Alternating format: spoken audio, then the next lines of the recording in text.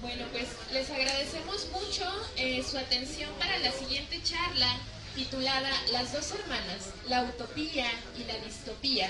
Reflexión sobre los vínculos entre la utopía y la distopía en la ciencia ficción por nuestra querida ponente, miembro del Gran Colisionador de Textos Especulativos, Marina Gavito, aquí presente.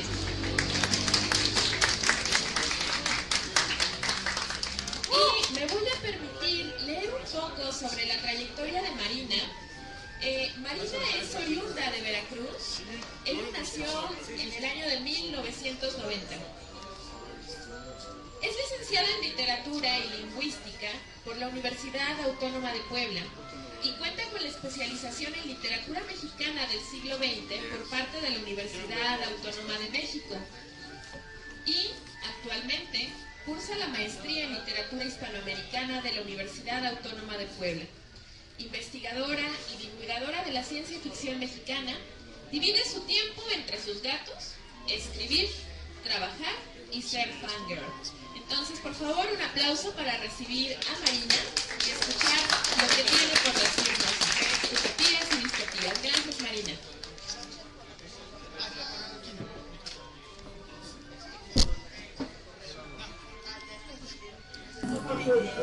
La idea de esta ponencia surge como por comentarios que flotan y aparecen por ahí. En el momento en el que se piensa o muchas veces tendemos a pensar como en forma binaria, de que algo es correcto o otro. Perdón. Y entonces, esto también es como parte de la investigación de la maestría, que ya no lo estoy cursando, ya lo cambié. Que en parte es como esta reflexión acerca de cómo se vinculan la utopía y la distopía. Yo en un principio pensaba que sí, que era como algo puesto en que la distopía era una respuesta a los problemas que nos están ocurriendo hoy en día y que era como la contraparte, pero mientras me dedicaba como a este aspecto de la investigación me di cuenta que sucedía que no, que realmente eran mucho más cercanas de lo que solemos pensar y que incluso tienen como muchos puntos de encuentro. Y no solo lo digo yo, sino que encontré que muchos autores, en especial en el campo de la filosofía, se enfocaban mucho en que sí, la distopía era una continuación de la utopía, pero escrita en una clave diferente y la clave es la de la ciencia ficción. Entonces eso nos lleva como a empezar a pensar y empezar a pensar cómo se vincula esto, cómo está ocurriendo. Y bueno, vamos con la siguiente, esa es como la definición que tomo de este autor, que nos dice: el carácter más definitorio y principal de una utopía consiste en la necesidad de ofrecer un modelo alternativo de sociedad frente a otra que se sostiene por la existencia de males sociales. Y aquí es lo que está como la clave de que es la utopía. A decir esto de los males sociales y a mencionarnos un poco lo de que va a ser una crítica social. Eso me llamaba mucho la atención porque yo siempre vi a la distopía como una crítica a lo que estaba pasando, ¿no? Y la pensaba yo más como una advertencia, pero eso cambió también con el tiempo. Vamos con el siguiente. Ahora, los antecedentes de la utopía son mucho más remotos que la misma obra que les da el nombre. Por aquí está La República de Platón y también por aquí tengo de Hipogramo de Mileto. Y es como muy interesante cuando estudias la historia de la utopía ver que hay como muchos enfoques y perspectivas. De lo que a mí ya está tocando porque estoy hablando yo. Cuando yo dije de hablar, me va a dejar tocando. Entonces, cada quien va construyendo una utopía de acuerdo a la perspectiva histórica. Había una muy interesante que era que cuando cumplían en una ciudad los 40 años se les mataba para que no tuvieran como se permitieran o se volvieran malas personas, ¿no? Entonces dices, eso no es muy utópico de tu parte andar matando gente a los 40 años, pero para este autor sí lo es, porque evitas la corrupción moral. Entonces, la utopía tiene como muchos antecedentes y vamos con el siguiente. Marina, ¿te puedo cambiar de micrófono? Sí. Y dame 2 segundos.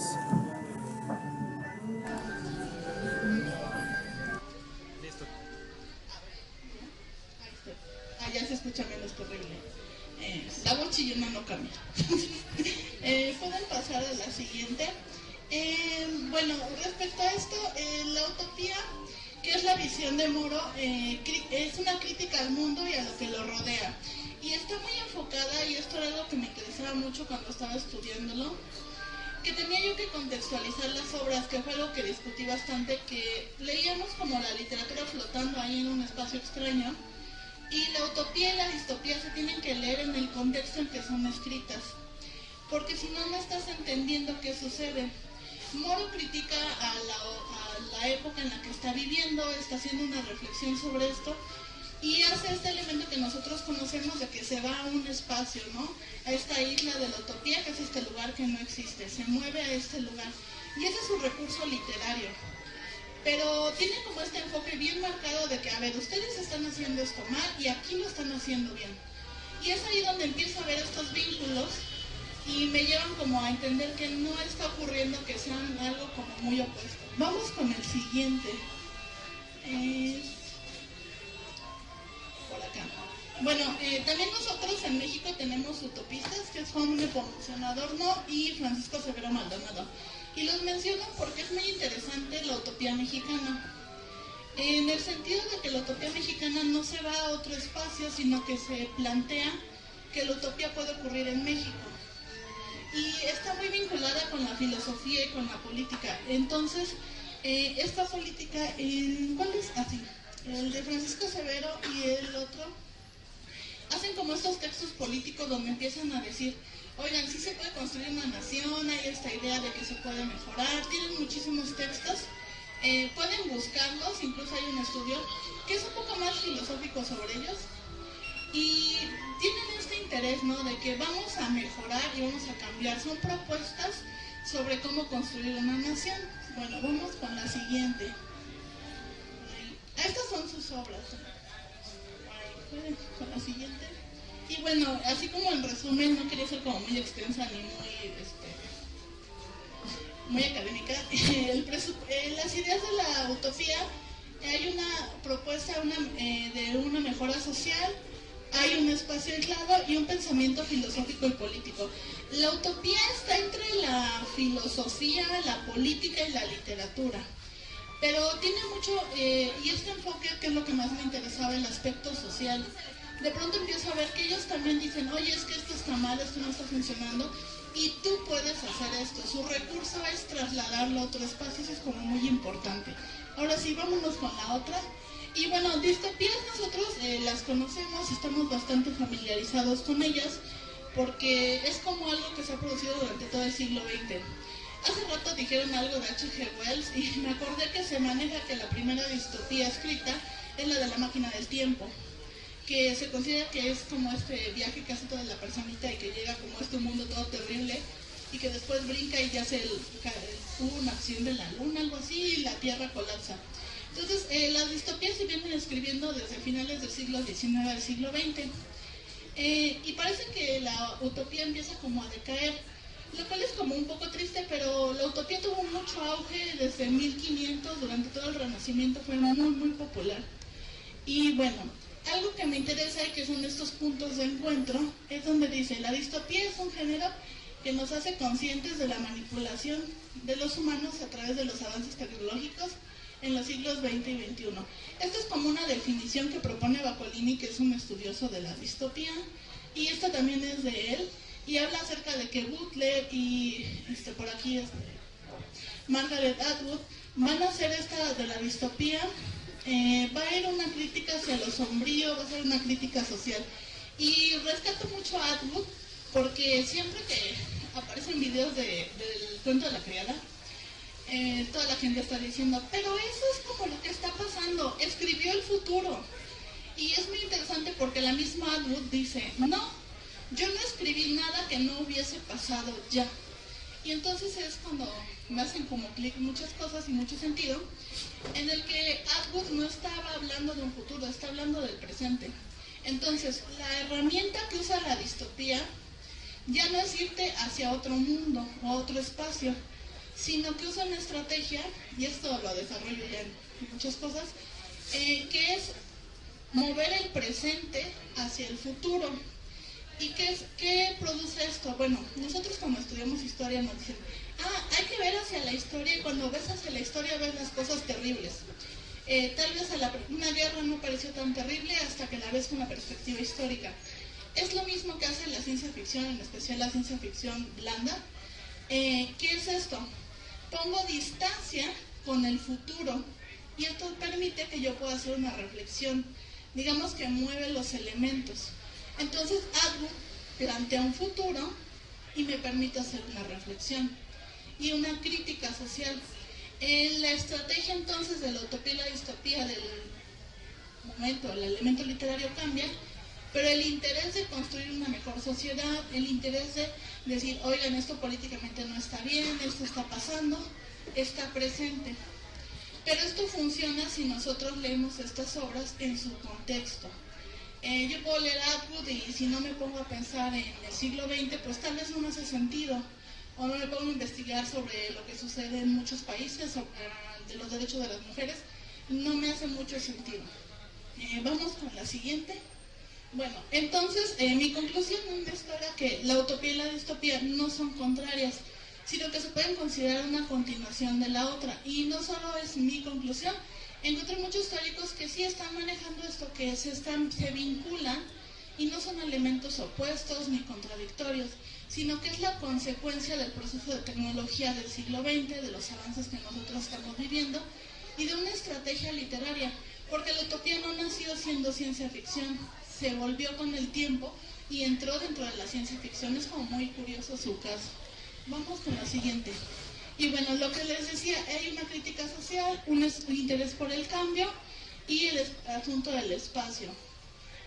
Los textos de las distopías no son predicciones, como malamente se les dice, sino que están hablando de nuestro presente. Y esto lo veía yo mucho en Pandemia de Gabriela Rábago, que es uno de los textos que a mí me interesaban mucho, que ella estaba hablando de la epidemia del VIH, pero con la clave en el futuro. Con lo que pasaba, con lo que pasa con el cuento de Gaby Damián de Soñar en el Jardín, que ella sí lleva los dos elementos, pero ella está usando el futuro para hablar de nuestro pasado y ponerlo en perspectiva de qué tan terribles son los feminicidios. Entonces, la distopía mayoritariamente llega a hacer esto. No es general y no estoy generalizando. Si alguna no lo hace, pues ahí puede pasar, es literatura, no son mates. En la siguiente. Y bueno, ¿qué pasa? Que todo el mundo dice, ay, la distopía, todo es terrible y no podemos pensar un futuro mejor. Y a mí me parecía como raro, ¿no? Que dijéramos que el futuro siempre es pesimista. Porque decía yo, bueno, si es pesimista, pues nos sentamos todos y ya no hacemos nada y nos dejamos morir. Pero resulta que Frederick Jason, que en paz descanse, apenas se murió. Un día muy triste para mí, porque me cae muy bien. Maneja este concepto del impulso utópico, que lo retoma de un filósofo que se llama Ernest Bloch. Y nos dice, ¿qué es esto del impulso utópico? Parece que ya no escribimos utopías, ni ya no hay utopía en el siglo XX y XXI, pero sí está. Se fue diluyendo y aparecen cosas como la publicidad, las noticias. Piensen, toda la publicidad es como consume, compras. Si compras este jabón vas a ser feliz. Esa es una promesa utópica. O sea, tal vez no vas a ser feliz si lo gastaste 20 pesos en un jabón. Pero siempre está este impulso de ¿qué es lo que me lleva? Y esto es lo que a mí me interesó después. Dije, ok, ¿dónde está ese impulso utópico en las distopías? ¿Cómo se fue transformando y cómo se puede ir vinculando esto? Ahora sí, vámonos con la siguiente, por favor. Y pensé mucho en Sarah Connor. Sarah Connor tiene todo en contra, todo en contra. Y las primeras dos películas, o por lo menos en la segunda, siempre está buscando detener el día del juicio final. Ese es su impulso utópico. Siempre está de, no va a pasar, no debe de pasar. Y esa es la tercera, cuando John le dice a la chica con la que está, que según es la otra elegida, le dice que Sarah Connor, hasta que no vio que no se acabó el mundo, no se murió. Así de terca la señora.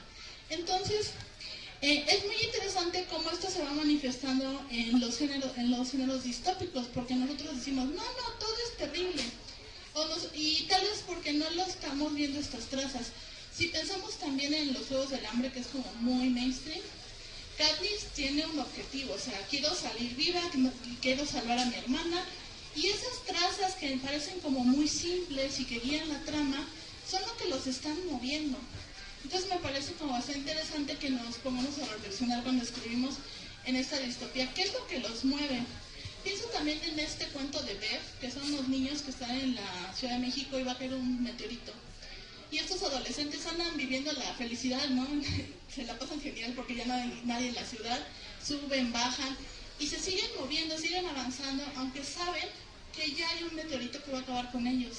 Y es ahí donde encuentras como estas trazas de la utopía dentro de la distopía. Vamos con la siguiente, aquí pues ahí. Y creo que un ejemplo muy claro es Los Niños del Hombre. O sea, esa escena para mí siempre ha sido como de, oh, por Dios. Y es brutal. Y esta idea de llevarla con el bebé y salvarlo, y es como el primer bebé que había nacido en 18 años, ahí está este impulso, ¿no? Esta utopía de vamos a salvarla. Entonces no parece tan descabellado cuando te sientas a pensarlo. Tal vez haya distopías que no lo están planteando así, pero en las que yo encontré era como esta forma o esta idea de lo que estaba pasando. Y es ahí como donde puedo unir que utopía y distopía sí están trabajando, no juntas, pero sí hay una relación. Es una hermana de la otra y por lo menos la utopía está muy presente dentro de la distopía. Y eso me parece bastante valioso. No vengo a decir, ya no discutan sobre esto, no, sino sigan discutiendo porque de ahí salió buena parte de mi tesis. Sino discutir y hablar sobre cómo puede funcionar la literatura cuando nosotros dejamos de verla solo como un hecho aislado y la podemos vincular también con el aspecto social, que es algo que me gusta mucho de lo que llaman ciencia ficción blanda, que de pronto pues te detienes y dices, o sea, está hablando de lo que a mí me sucede, de lo que a mí me resuena, y eso es bastante valioso. Y creo que con esa termino, sí, creo que es la última. Bueno, a modo de cierre, bueno, es lo que les decía, y pues algo que tienen muy en común, les digo, es esta necesidad de atraer la atención a los problemas sociales y a su contexto, que es como mi sugerencia cuando tratemos de leer estas obras, tratar de contextualizarlas, de ver qué está sucediendo, para poder como acercarnos mejor. Igual ustedes que son autores me van a decir, no, yo no hago eso, y es totalmente válido. Esto no aplica como para todos, solo era una reflexión que a mí me ocurría y me pasaba y me pareció como muy interesante cómo se podían unir las dos y poder como un poco cerrar esta brecha, ¿no? De que yo soy utópico, yo soy distópico, y entrar como en un intermedio, salir un poco del pensamiento binario y entrar un poco más en lo que pues en la deconstrucción es esta parte de ir rompiendo los binarismos. Y pues eso sería todo de mi parte. No hay preguntas, mi claro.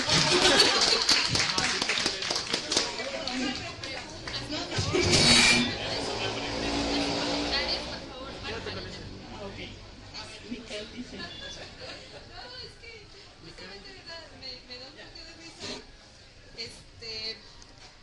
Porque un poco a propósito te quería preguntar si entonces las distopías no son para perdedores, ¿no?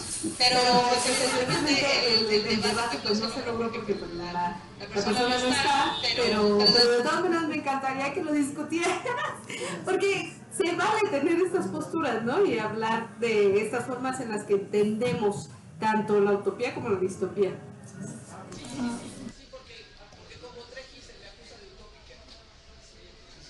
Pues no creo que este asunto de que son como de perdedores o de gente que piensa que no va a mejorar.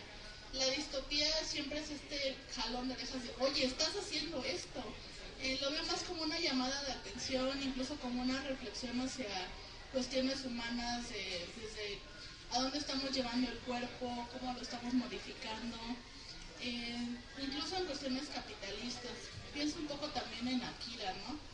Cómo los cuerpos de los niños estos son usados, Tokio como cayeron, que luego se volvió medio verdad, pero sí fue muy extraño eso, pero pienso mucho en esto, cómo reflexionamos acerca del cuerpo y también la literatura feminista de ciencia ficción, que es distópica o que llega a rozar estos temas, qué le pasa al cuerpo de las mujeres, qué le sucede a las personas con la inteligencia artificial, con todo esto.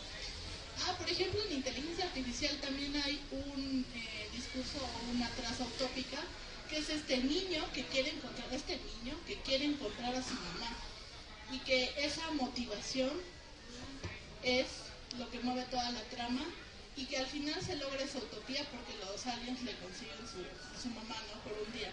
Pues no es spoiler porque tiene como 30 años que se terminó. Pero sí, no creo que sea para perdedores, sino más bien es una reflexión y una invitación a la acción en algunos casos. ¿Alguien más? ¿Alguien más tiene preguntas? A ver, José Luis. Que si puedes ahondar un poquito más en lo que te estábamos platicando sobre eso de Gabriel Rábago, una distopía social se vuelve la utopía personal del personaje muy bueno. Y es ahondar más en la idea de la distopía y la utopía, solo y ya que están ahí. El cuento de pandemia de Gabriel Rábago tiene como tiene un corte, siempre se ha leído como que está hablando de la pandemia del VIH, pero tiene otra capa en la que la protagonista, como los hombres se contagian mayoritariamente de VIH, empiezan a morir los hombres, y los que se salvan pues se van a otro lugar. No queda claro qué lugar es, pero se van a otro lugar. Pero la mayoría de la gente se queda en la Ciudad de México, y las que se quedan son mujeres, porque pues ellas no se contagian tan fácilmente. Entonces se vuelve en este mundo donde se están muriendo los hombres, hay una epidemia, la Ciudad de México está vacía, aparece la utopía personal de la protagonista, que como muchos niños se quedan huérfanos, le permiten a ella y a su pareja mujer adoptar a una niña. Hoy en día pues para las personas LGTB es como muy fácil o más fácil adoptar a un niño. Pensemos en el 1984, eso no, y en México no era tan posible. Otra cosa que pasa es que viven con su pareja y viven juntas y son una familia. Es una imagen muy bonita porque estamos pensando en los años 80. Ella está pensando, ¿no?, en un lugar utópico donde ella puede tener esta familia, realizar como este plan de vida que cualquier persona pues puede tener, ¿no? Y dentro de este caos, de este fin del mundo, que se están acabando, se están muriendo los hombres, la protagonista vive su utopía, tiene a su hija, tiene su familia, puede ir de compras y no vive el estigma de ser lesbiana. Entonces como muy interesante que aparezcan estos elementos, ¿no? En un aspecto, en el fin del mundo, ella tiene su utopía y puede vivir felizmente. Que también pasa, es esta película que está en Netflix, algo del oxígeno, que ya no hay oxígeno y viven como en un espacio aislado. Y la idea es como escapar, ¿no? Y vamos a escapar y vamos a ser libres y no sé qué. Y al final en este mundo donde ya no hay oxígeno, resulta que ella y su hijo evolucionan y ya no necesitan tanto oxígeno. Tampoco es spoiler, es como 4 años. Y estos se crean esto, ¿no? En espacios distópicos puede haber una utopía. Y me parecía muy bonito lo que hacía Gaby Rábago al meter dentro de este fin del mundo un mundo que sería como el sueño que era el sueño en los 80 de las personas de la comunidad, ¿no? De poder adoptar, poder casarse, tener una vida normal. Algo que pues en el México de los 80, 70, incluso hoy en día en otras zonas, pues es muy difícil de acceder, ¿no? Ella lo plantea y lo pone ahí en medio del fin del mundo. Y pues, ¿alguien más? ¿Alguien más? Nos pregunta Krishna por ahí que ¿cuál es tu arco favorito de Bleach? ¿En serio preguntó eso? No, yo quería preguntarte, entonces ambas funcionan como algo muy personal, entonces. No, bueno, en el caso de pandemia sí es personal, pero es desde el enfoque y desde dónde te estás colocando históricamente, que puede estar ocurriendo ahí. Les digo que la utopía sí es como muy en el contexto histórico. Te hace más sentido cuando dices, bueno, ¿por qué quieren matar a la gente a los 40 años? ¿No? Para nosotros así como de, oiga, me faltan 6 años. Pero tiene un poco que ver con esa postura y sí también el aspecto personal que puede aparecer, pero ya sería como de personal del protagonista. ¿Algo más? ¿Alguna otra duda por ahí? pero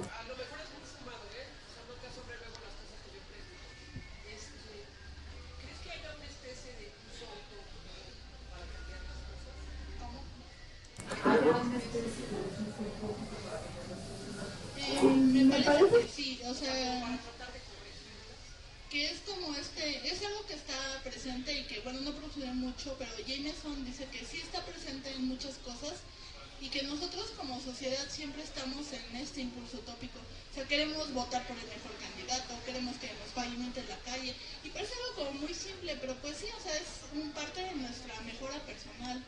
Hay como este interés, ¿no? También de asociaciones de, vamos, como lo que está haciendo Mical de lo de las ballenas, ¿no? O sea, sí hay un interés utópico en mejorar y cambiar. Tal vez no está en la literatura, pero sí está como en la sociedad y es como parte de nosotros. Participen en la convocatoria de ballenas hogares.